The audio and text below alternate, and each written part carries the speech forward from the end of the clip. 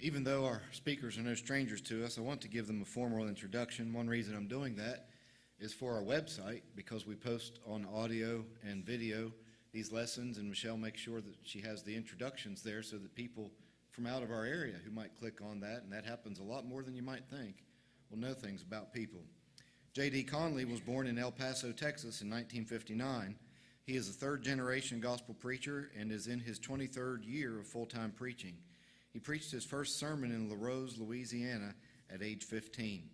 He majored in Bible at Friedharman University and is a graduate of the Brown Trail School of Preaching in Fort Worth, Texas. He is now in his 12th year working with the Harmer Hill Church of Christ in Marietta, Ohio, where he also serves as one of the elders. He has been married to the former Denise Cooper for 36 years. They have 6 children and 5 grandchildren. Their son, Shane, preaches in Guthrie, Kentucky. J.D. is no stranger to us. He always does an excellent job.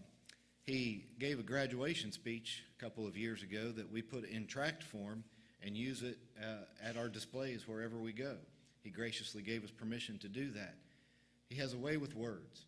He has a very good, what's that long list of words somebody knows? Vocabulary. Yeah, that's it. Vocabulary. I needed DJ's help on that. And he has a very good vocabulary. We're thankful for J.D. being here with us today.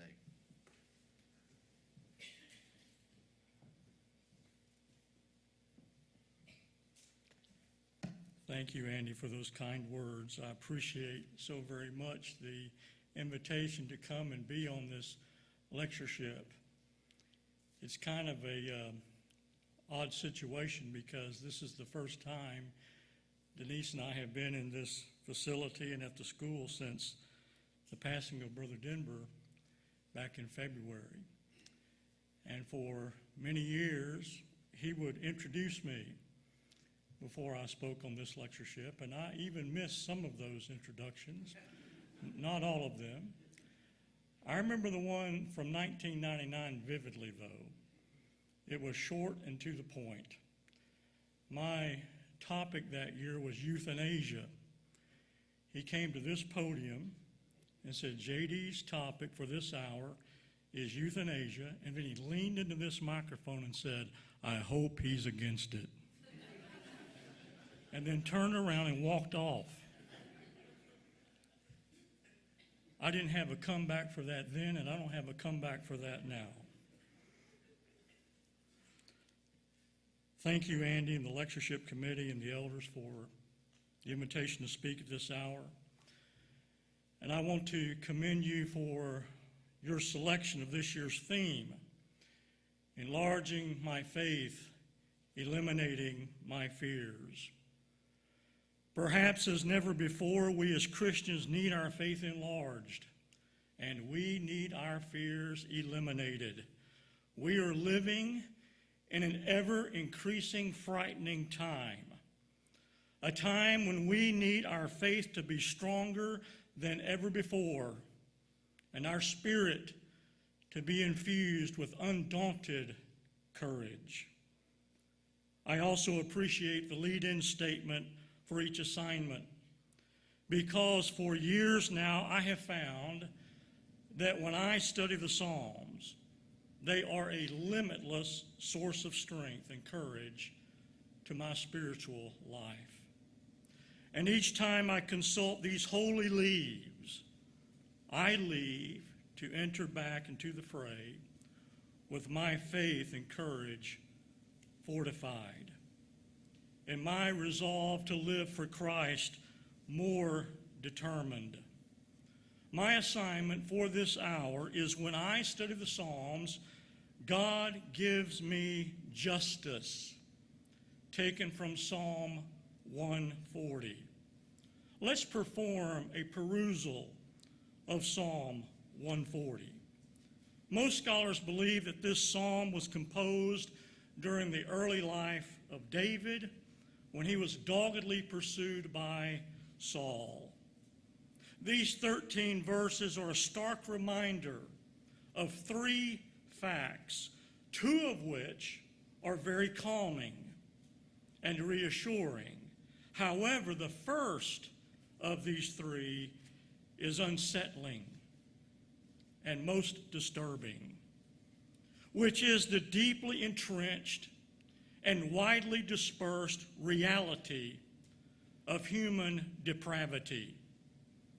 Not the Calvinistic brand, but the depravity brought about by the individual choice to commit sin. And this psalm begins by setting forth that David was an eyewitness to this undeniable truth.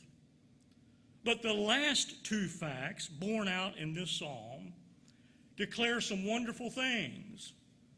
God is present, and he is always just and fair in his dealings with people. Not only his people, but all people, including his enemies. Therefore, when I read the Psalms, including this one and others, I can confidently say God gives me justice, but I'm happy to report this afternoon it's mercy, or it's justice tempered with mercy. Else I would not be here, and neither would you. How grateful we should be that God hath not dealt with us after our sins, nor has rewarded us according to our iniquities. Psalm 103 and verse 10. Let's now turn our attention to the text. The first fact, as I pointed out a moment ago, is disturbing, which is simply this: the ever-present enemy, verses 1 through 5. Deliver me, O Lord, from the evil man. Preserve me from the violent man, which imagine mischiefs in their heart. Continually are they gathered together for war. They have sharpened their tongues like a serpent. Adder's poison is under their lips. Selah. Keep me, O Lord, from the hands of the wicked. Preserve me from the violent man, who have purposed to overthrow my goings. The proud have hid a snare for me and cords. They have spread a net by the wayside. They have set gins for me. Selah. Now I want you to consider how much more terrifying and frightful these verses would be without the knowledge of a just God who is in control. This section not only informs us of wicked and violent men, but it also tells us they are proactive in their wickedness and designing in their violence, taking their cues from the God of the nether region. And while it is true Satan is not omnipresent, he is nonetheless traversing the earth. He is constantly on the prowl, tirelessly walking back and forth, up and down. He is busy, brethren, and he is working double overtime. And likewise his minions follow his lead. And this is why the wary David cries out in verse 1, "Deliver me, O Lord, from the evil man. Preserve me from the violent man." This plea of David's conveys that our ever-present enemy is persistent. Most enemies of God's people are. They are never content to leave the righteous alone. In fact, they don't even need a reason to berate and assault the righteous. In the Psalms, it is repeated time and again that our enemies will hate us and hurt us without a cause. If ever a phrase in the Bible demands God's justice, this is one. David pleads, "Deliver me, O Lord." Question: if God is unjust, why would David implore him for deliverance? Why go to the trouble to supplicate if God is not just? Does not this plea of David imply God's justice? Does not his second request for preservation imply the same? And furthermore, since David's foes are also God's foes, does that not lend gravitas to both of David's pleas being answered in the divine affirmative? This means that God's justice is necessarily implied in the first verse. David continues in verse 2, which imagine mischiefs in their heart, continually are they gathered together for war. This shows us that our ever-present enemy is plotting, and plural are the plots. David recognizes he has multiple adversaries beyond the evil and violent individual of verse 1. They too are engaged in the nefarious activities of formulating plans by which war and discomfort can be brought against the man after God's own heart. Not only are their plots numerous, but there is cohesion between the plotters. They are united and organized in toppling the sweet singer of Israel. And though David feels threatened, he remains steadfast. He is absolutely convinced that his just God will deliver and preserve him from every shady scheme. Christians have many plotting against them today, and not just those that adhere to the teachings of the Quran or march under the banner of ISIS. Some of them sit in seats of power in Washington. It seems almost every day verdicts are handed down, laws are made, rules are enforced, wrongful rights are granted, and rightful rights are stripped away, none of which square with God's law. And this in turn causes us to feel much like David felt. Nevertheless, let us think like David, who said, "Plead my cause, O Lord, with them that strive with me. Fight against them that fight against me." Psalm 35 and verse 1. The 35th Psalm shows that David believed God's justice would intervene and bring about victory. David's faith in God's justice assures me that when I read the Psalms, God gives me justice. Verse 3. They have sharpened their tongues like a serpent. Adder's poison is under their lips, Selah. And this declares that our ever-present enemy is poisonous. The enemies of God have the capability to engage in character assassination. And David acknowledges they have sharpened their tongues like a serpent. Just as a venomous snake carries poison in its mouth, the mouths of people carry a poison all its own in that little member that we call the tongue. James says it is an unruly evil, full of deadly poison, James chapter 3 and verse 8. And down through the annals of time, God's people have been slandered and cursed, and we have been wrongfully accused and convicted. By ad hominem attacks, the Lord's church has been smeared and grossly misrepresented. Christians are poisoned in the press and besmirched on social media. God's holy word is scorned and spat upon daily. And if you call yourself a Christian, you are immediately labeled as a crazed, wild-eyed zealot, intolerant, hateful, narrow-minded, self-righteous, homophobic, hopelessly out of touch ignoramus. And you have little right to draw breath, much less express your faith in Jesus Christ.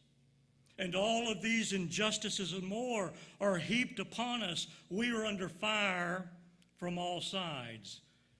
But when I read the Psalms, the serpent's tooth is dulled. The poison is not as potent because God gives me justice. He injects me with strength to endure whatever insults and injuries are hurled my way. And through his amazing providence, he may be shielding me from barbed tongues that would pierce me through and poison me. I derive great comfort knowing our God shall come and shall not keep silence, Psalm 50 and verse 3. My faith in his justice is fortified in reading the Lord, for he cometh to judge the earth. He shall judge the world with righteousness and the people with his truth. Psalm 96 and verse 13. His justice cannot be denied, nor his will circumvented, because he shall judge the world and the people with equity. Psalm 98 and verse 9. The end of verse 3 is marked by the Selah, the first of three in this brief psalm. This is a significant word. It is an important word. It is used a total of 74 times in the Bible, 71 times in Psalms, and 3 times in the 3rd chapter of the book of Habakkuk. And it should not be left unread when it appears. Selah is a musical notation. More exact, it's a musical pause. And it is inserted into the psalm for the purpose of meditating over what has just been prayed or sung. Some have likened it to amen or hallelujah. Adam Clarke affirms that Selah means this is the truth. The meaning of Selah has also been compared to the Lord's admonition, he that hath ears to hear, let him hear. So with that understanding of Selah, what is the inspired David wanting the reader to pause and ponder over? What does he want us to embrace as truth? Would it not be the fact that even though our enemy is ever present, so is our God, a God of justice? That even though diabolical plans are devised against us, we can depend on God for deliverance and preservation because he is a God who renders justice. Certainly, this is a truth over which we should pause and gratefully meditate. Verse 4, keep me, O Lord, from the hands of the wicked. Preserve me from the violent man who have purposed to overthrow my goings. This verse declares that our ever-present enemy is purposeful. David knew that headstrong Saul and his aides concocted definite ploys to overthrow his godly intentions. And those who wield power very often fulfill their evil desires. When the powerful devise ways to afflict and eliminate the righteous, a resounding cry for God's justice should ascend from our hearts and from our lips. By and large, as a general rule, through his just ways, God will see to it that his people are kept out of the hands of the wicked and preserved from violence. But this does not mean that we have a firewall of protection, that nothing bad will ever happen to us, that our enemies will never hurt us, that we're bulletproof. David knew this better than anybody. Job's protective hedge was chopped down. The prophets were tortured. James was beheaded. Stephen was stoned. The apostles died for the faith. Christians were persecuted, thrown in prison, thrown to the lions. And it's interesting that Jesus said, in the context of the righteous being persecuted, for he maketh his sun to rise on the evil and on the good, and sendeth rain on the just and the unjust. Solomon wrote in the book of Ecclesiastes, but time and chance happen to all men. So yes, indeed, bad things happen even to the best of people. We were all grieved all across this brotherhood over the murder of our sister in Christ, Roberta Edwards, a few weeks ago in Haiti. a Christian lady who had devoted her life to taking care of orphaned children. Can God be charged with injustice over that tragedy? No, of course not. Why? Because Roberta is now in Abraham's bosom and is greatly blessed. God has not been unjust or unfair or unfaithful to us when bad things happen to us. When I was about 15 years old, my dad told me something that I've never forgotten. He said, you know, it really doesn't matter how you die. If it's from old age, disease, or accident, or even murder, we all have to die. What matters is if we are ready to meet God when we die. Christians, if they are faithful, will always be ready to meet God, and we can know that our God will be just and merciful. So yes, sometimes bad things, tragic things happen to good people, things that our finite minds cannot understand. But that does not mean that God has been unjust or uncaring, or that the perpetrators of evil will enjoy impunity. They won't. God's justice will be meted out, if not in this life, in the one to come. But the overall nature of God is to preserve and protect his people. And furthermore, brethren, think about this.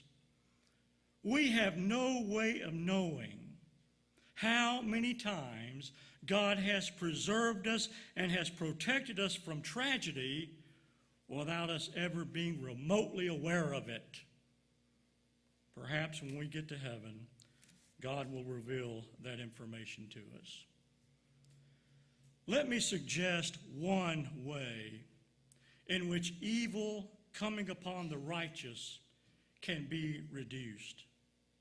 Even though God is just and equitable, the righteous nonetheless must implore him to exact justice. Notice that David did not expect God to protect him from wickedness and violence without first asking him. Instead, David asks, and he is specific in his request. Keep me from the hands of the wicked, preserve me from the violent man. Just as our enemies are purposeful, so must we purposely ask God for his help. Jesus commands, ask, and it shall be given thee. For everyone that asketh receiveth. How much more shall your Father which is in heaven give good things to them that ask him? I'm afraid sometimes our prayers are too generic. Instead of being specific, we generalize, and I think there's a reason for that. Because we acknowledge God as being omniscient, and perhaps we rely on that a little bit too much in our prayers, and we allow our prayers to be less thoughtful, less specific, not as deliberate. Now, could it be, and this is only a suggestion, it's not an affirmation, could it be that the presence of so much injustice in the world is partially due to the righteous not being more specific in their requests to God?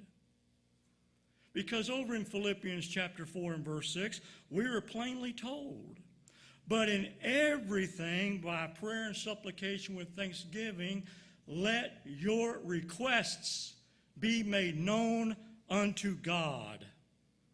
Now couple that with what James said about prayer. You ask and receive not because you ask amiss. James chapter 4 and verse 3. Our prayers are to have a pointed purpose And that purpose should be that God's justice be exacted upon evil people and their devices by name, when that's possible, that plague this earth. Now, please don't confuse this with a cry for vengeance. Vengeance is God's affair, Romans 12 and verse 19. God's people do not ask and pray for retaliation. We turn the other cheek, but at the same time, we sigh, do we not, for justice, simply for what is fair and right. And since God is just, we're content to leave it all in His holy hands. Verse 5. The proud have hid a snare for me and cords. They have spread a net by the wayside. They have set gins for me, Selah. Our ever-present enemy upon whom we seek God's justice is prideful. Their pride has filled them up to such a degree that they have complete confidence in the ploys that they have devised. They are proud of the traps that they have set. They are absolutely sure that their plans to trip the feet of the righteous are going to be met with success. And though God's people are warned not to be ignorant of the devil's devices, that does not mean it's impossible for us to be ensnared. May we walk circumspectly, not as fools, but as wise, redeeming the time, because the days are evil. Now, notice that the word is gins, not grins. And I say this because in the 2010 edition of the King James Version Bible published by Hendrickson and printed in China, this typographical error was made. And by the way, this edition also contains other mistakes in spelling, so if you have a copy of that particular edition, read it cautiously. Now, while it is true that the enemies of God's people no doubt grin and sneer and laugh when the righteous fall prey to their traps, grins is not the word used here. And I quote from Gray and Adams, who say, gins, the word gin is a contraction of engine. So refers generally to mechanical instruments. Here it means a contrivance to ensnare, a trap. The secrecy and the stealth our enemies employ impress upon us our need for God's constant guidance and protection. And the inspired Selah is used again, denoting our need for careful thought concerning the harrowing truth set forth in verses 4 and 5. May we implore our just God for a swift reversal of schemes, urging him to let the wicked fall into their own nets, whilst that I withal escape. Psalm 141 and verse 10. May our faith be enlarged and our fears eliminated when we read elsewhere in this glorious book, the Lord preserveth the faithful and plentifully rewardeth the proud doer. Psalm 31:23. So once more, I am reassured that when I read the Psalms, God gives me justice. And although the truth about the ever-present enemy is troublesome, it is counterblasted in the balance of this psalm by not one, but two faith-enlarging, fear-eliminating facts. The first of which is the ever-present Elohim in verses 6 through 11. Now, although the terms God and Lord in these verses are translated respectfully from the Hebrew words Yahweh and Adonai and not Elohim, which is the Hebrew plural for the Godhead, for alliteration's sake, I suffer your permission to use Elohim, though it is not specifically used in this particular text. Its use does not diminish or impugn God's omnipresence. After all, God the Lord is integral to Elohim. Verse 6, I said unto the Lord, Thou art my God, hear the voice of my supplications, O Lord. These words assure us that our ever-present God is personal. Brethren, this one verse refutes the doctrine of deism, which purports that God is aloof, that he is remote, he is unconcerned about man. And as a result, the deist rejects belief in an omnipresent and intimate God, and yet David writes, I said unto the Lord. Now obviously, this denotes human proximity to deity. And furthermore, David states, Thou art my God. So not only is God nearby, David lays claim to him. And the verse ends with David's request that God hear his fervent prayer.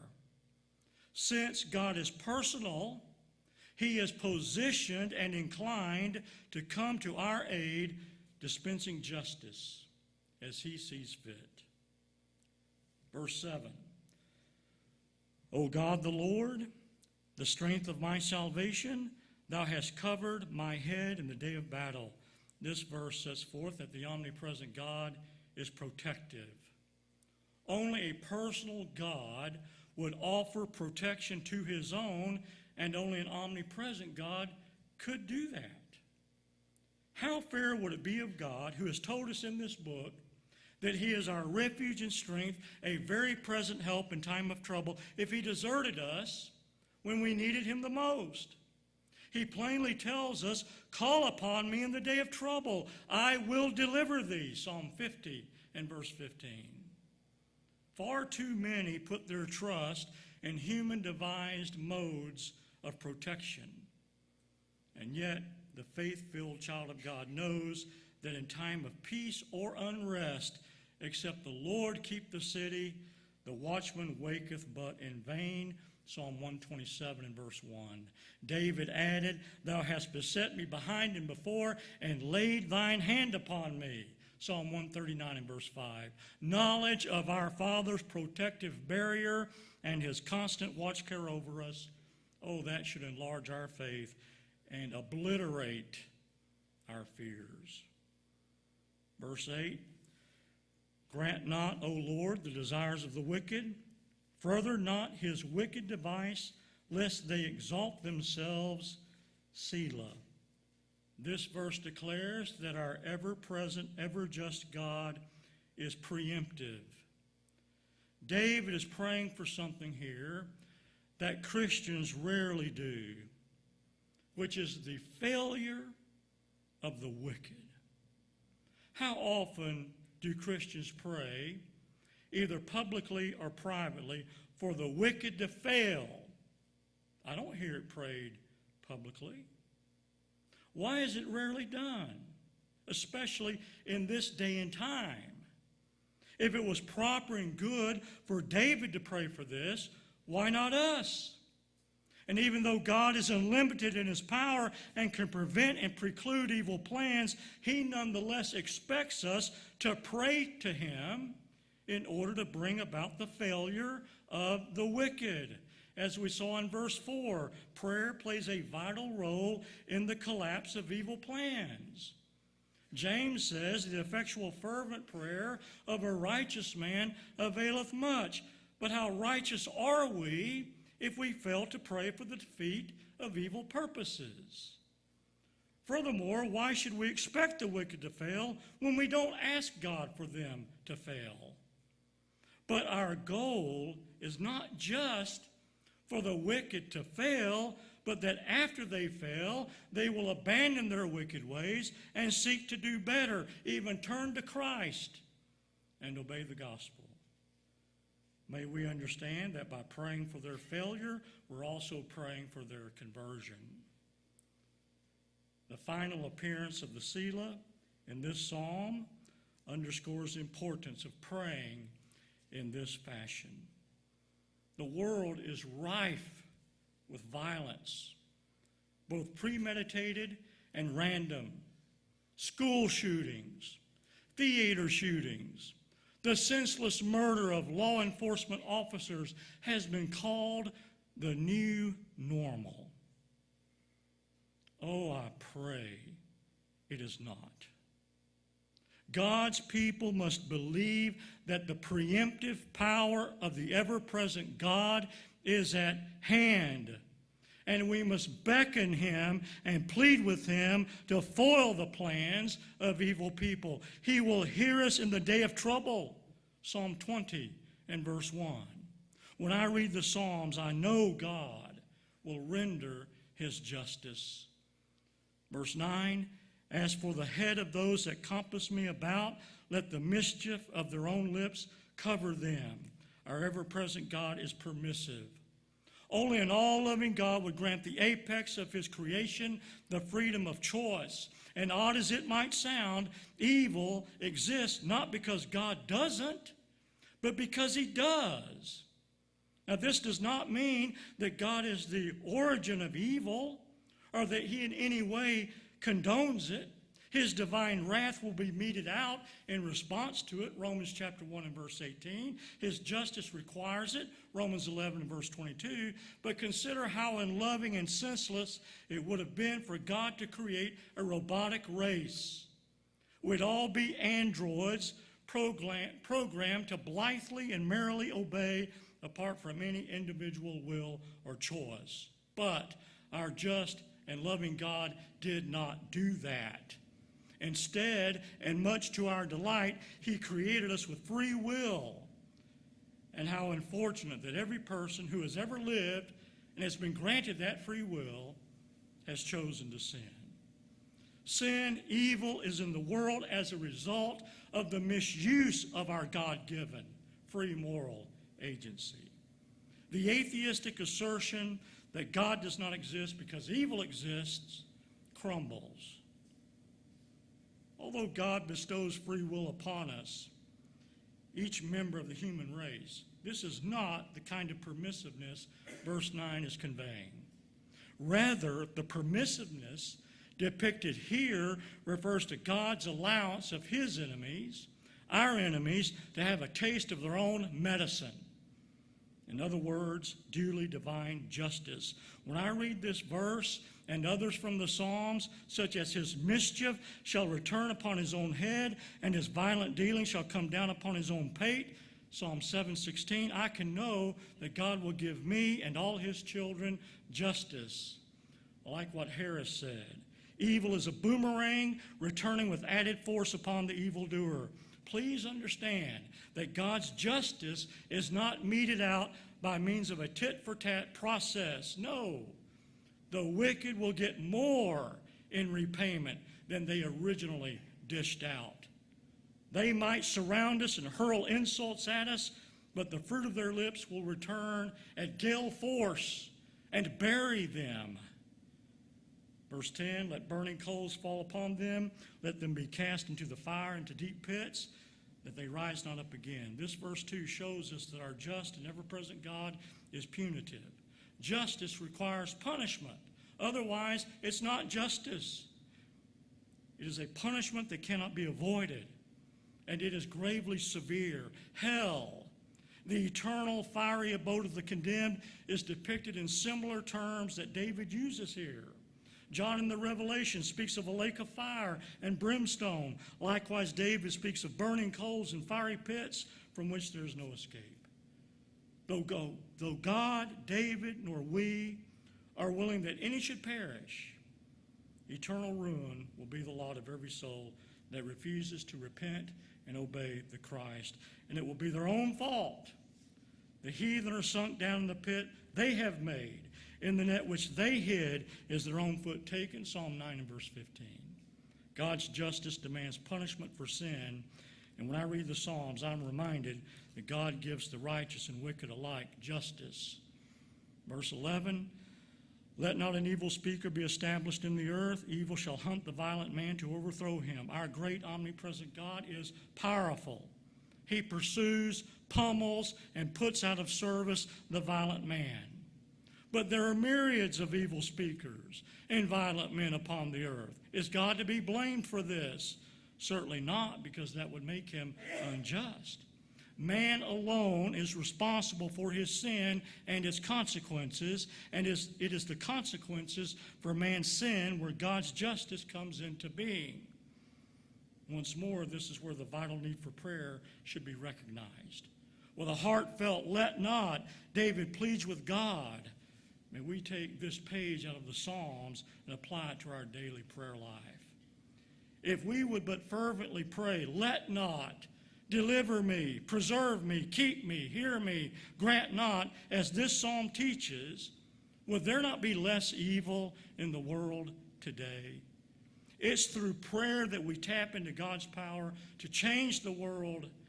And through prayer, may we take full advantage of the power that we have at our disposal to put the evil and violent man out of commission. And finally, when I read the Psalms, I'm assured that God gives me justice because he is the ever-present exactor, verses 12 and 13.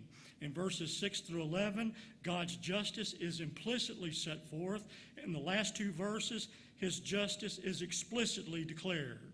I know that the Lord will maintain the cause of the afflicted and the right of the poor. Most assuredly, God, the ever-present exactor, is pitiful.